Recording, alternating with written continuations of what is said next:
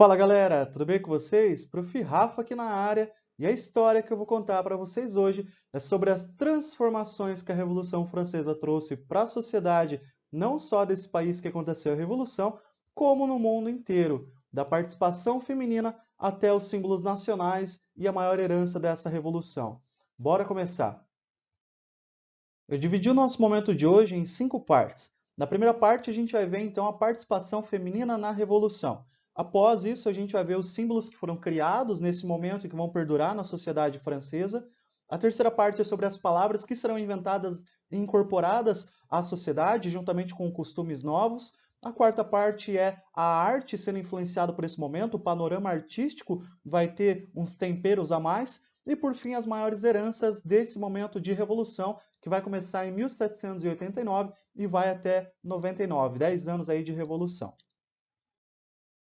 Bom, durante a Revolução Francesa, as mulheres vão ter participação ativa na reivindicação por igualdade, não só de direitos civis, mas também como cidadania política, participar então dessa nova nação.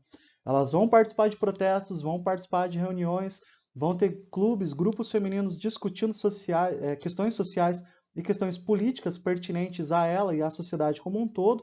E o caso mais emblemático foi da Marcha sobre Versalhes, aquele momento em que, em 1789, elas vão até o palácio reclamar por conta do preço do pão, por conta da falta de comida. É o momento que eles vão invadir o Palácio Real e vão pegar a família e vão levar até Paris para que a família real morasse perto do povo, morasse perto das reivindicações populares. E essas mulheres serão consideradas as heroínas da marcha. É um ponto muito interessante, é uma participação bem significativa das mulheres na Revolução. Esse aqui é um dos momentos mais doidos aí que a gente vai ver hoje. Olha só, as mulheres elas conquistaram o respeito, né, pela marcha sobre Versalhes, elas conquistaram reverência pelos franceses. Mas no imaginário popular, até influenciado por alguns filósofos iluministas, a mulher ainda deveria se conter à figura materna, ou seja, as verdadeiras revolucionárias para uma galera eram as mulheres que dariam origem a novos patriotas, a novos republicanos. A mulher não deveria entrar, ela deveria se abster-se da vida pública, deixar para os homens esse espaço. E aí, a figura maternal, a figura recatada, ela deveria se conter na mulher e os homens cuidariam desses aspectos políticos. E claro, né, gente, muitas mulheres não vão se encaixar, não, ou porque não querem, ou simplesmente porque a sociedade impôs sobre elas esse padrão. E aí muitas mulheres vão começar a se organizar melhor. Nem todas aceitaram, mas algumas vão puxar à frente, algumas mulheres vão encabeçar esses movimentos de se organizar e discutir questões políticas de igualdade total, né? Seja para o homem, seja para a mulher.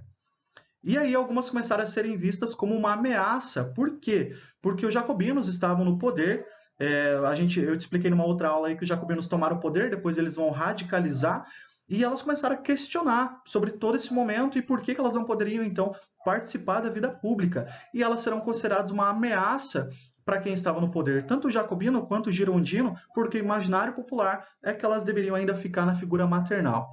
Algumas mulheres desses grupos, né, que foram considerados uma ameaça para os jacobinos e girondinos, elas se organizam melhor, elas fazem mais reuniões políticas, elas vão correr atrás de fazer documentos que tragam essa ideia de igualdade mesmo. Outras mulheres não, outras mulheres aceitaram esse papel de figura materna, de dona de casa, recatada, e que eu não vou participar da vida política porque isso eu vou deixar para os homens. E aí, uma das cabeças das mulheres lá que encabeçaram movimentos de igualdade é a Olympe de Gouges. Ela foi uma mulher que, por exemplo, redigiu um documento chamado Declaração dos Direitos da Mulher e da Cidadã. Porque teve outro documento 2 anos antes, Declaração dos Direitos do Homem e do Cidadão, excluindo a mulher desse processo. E a Olympe de Gouges vai escrever, então, o contrário, né, da mulher e da cidadã, evocando, então, direitos igualitários para todo mundo. E aí, o que vai ser reservado para Olympe de Gouges é a guilhotina dos jacobinos, porque ela representando uma ameaça, os clubes femininos eles foram um tempinho depois proibidos. A Olympe de Gouges vai ser guilhotinada em 1793, um mês antes da Maria Antonieta ser guilhotinada, a mulher do Luís XVI, a Olympe de Gouges será guilhotinada também. E aí o corpo vai, mas as ideias ficaram, né? Eu trouxe duas frases aqui sobre alguns livros e documentos dela e diz assim, abre aspas, se a mulher tem o direito de subir ao cadafalso, ou seja, ser guilhotinada, ela deve ter igualmente o direito de subir à tribuna, fazer parte da política, fazer parte do bem público, fazer parte de questionar, poder questionar tudo, assim como os homens faziam.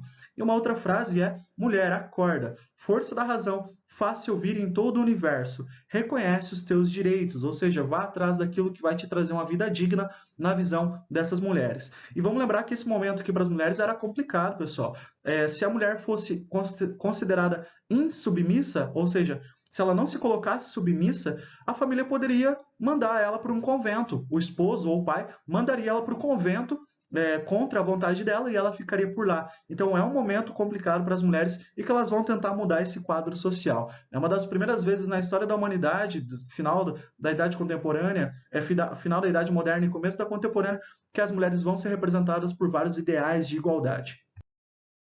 Sobre essas mulheres na Revolução, alguns direitos serão garantidos, a exemplo do divórcio, isso aqui vai ser aberto para o homem e para a mulher, poder se separar, então, décadas depois isso aqui vai ser tirado de novo, e aí no século XX vai voltar, mas o que você tem que entender é, a maioria dos pedidos das mulheres foram negados, então, por exemplo, inclusão na vida pública, inclusão na Guarda Nacional, participar das votações, tudo isso foi negado. Então, as mulheres que queriam participar da vida pública, da vida política francesa, acabaram sendo suprimidas pelos homens jacobinos ou girondinos. Vamos imaginar que era o ideal coletivo popular nessa época. Então, as mulheres serão suprimidas e não conseguirão a maioria dos direitos em que elas correram atrás. Símbolos da Revolução, então, o que representou todo esse momento? As lutas sociais terão um simbolismo muito forte. A tomada da Bastilha, 14 de julho de 1789, é um marco histórico, eles comemoram até hoje, eu já vou te mostrar. O barrete frígio, que era uma touca vermelha, simbolizando que você teria aderido à Revolução, essa touquinha aqui, com a roseta aí representando os ideais da Revolução. Então, se você usasse essa vestimenta, essa touca vermelha representaria que você estaria fazendo parte da Revolução. A bandeira, então, da França, representando o ideal de igualdade, ideal de liberdade, ideal de fraternidade. E o hino nacional, que na verdade foi uma canção de guerra feita em 1793, se eu não me engano. E aí essa canção de guerra simbolizou, né, virou o hino nacional francês. Acabei de olhar o ano aqui, é 1792. Então, o hino nacional francês, o atual, que é a Marselhesa, é uma canção de guerra desse momento de Revolução Francesa. Só uma curiosidade, tem pessoas atualmente que clamam, que pedem, que reivindicam a mudança do hino, porque o hino ele tem alguns temperos um pouco xenófobos na visão de algumas pessoas, né? A versão é estrangeiro. Então, algumas pessoas pedem a mudança do hino, nós não sabemos se isso vai ser acatado ou não, mas saiba que isso existe no momento atual francês.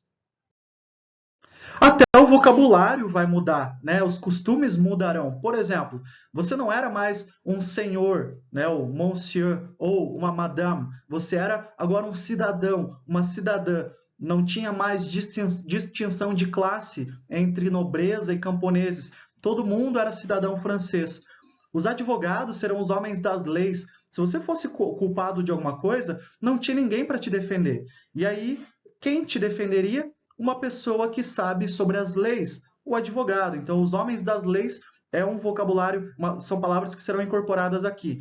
Os impostos não serão chamados assim, as taxações serão chamadas de contribuições, ou seja, você contribui para a sua nação, por isso que está ali a ideia de nacionalismo, para que ela, então, te dê a base de uma vida digna. Essa era a ideia teórica da época. Então, veja, até palavras mudaram o seu significado, outras palavras foram incorporadas, outras foram deixadas de serem usadas com mais frequência.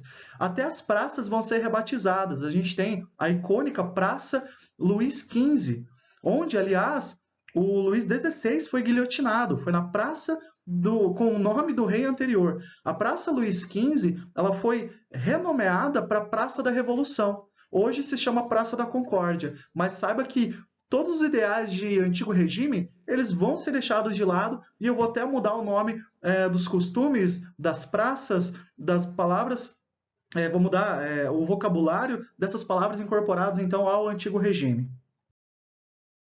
E nas artes não será diferente o panorama. Por quê? Porque a arte vai representar aí momentos históricos da Revolução, vai representar personagens históricos, vai representar símbolos, por exemplo, o barrete frígio, como você viu na pintura anterior, e aí tem um tempero a mais, que é o povo, que é o coletivo, que são os franceses que fizeram parte desse momento. Então as artes vão absorver esse momento de revolução, e aí você percebe na pintura, por exemplo, Triunfo da Liberdade, tudo isso que eu te falei. Você vê aí o barrete frígio, que é a touquinha vermelha, você vê a bandeira da França, você vê as cores, né, azul, branco e vermelha que representam, então, os ideais da revolução, e por aí vai. Então, a arte absorve tudo isso. E por fim, para a gente falar das maiores heranças que a Revolução trouxe, foram as lutas. Lutas por uma vida digna, ou seja, correr atrás daquilo que me traz um benefício. Lutas por igualdade, liberdade, trabalho, alimentação, moradia. Eu busco espaço nessa nova nação. E até hoje eles fazem a comemoração lá, dia 14 de julho, fazem a comemoração do evento, né, que aconteceu em 1789, fazem lá uma passeata no Arco do Triunfo, né, lá em Paris. Então é um momento de parada, é um momento de reflexão sobre esse momento que aconteceu no século XVIII. E aí, né, não só relembranças históricas, como também momentos de comemoração ou reivindicação são usados aí no Arco do Triunfo e nessas praças históricas. Bom, gente, na aula de hoje, então, no nosso momento, a gente falou das mulheres na Revolução, a sua participação, aquilo que foi negado a elas. A gente falou também dos símbolos da Revolução, a bandeira, o hino nacional, a tomada da Bastilha, o barrete frígio. A gente falou também das palavras novas que foram incorporadas, as artes absorvendo tudo isso e as lutas por vários aspectos sociais, questão de igualdade, liberdade, trabalho, moradia digna, alimentação. E esse foi o nosso momento de hoje. Chega por hoje, muito obrigado pela atenção, diga tchau.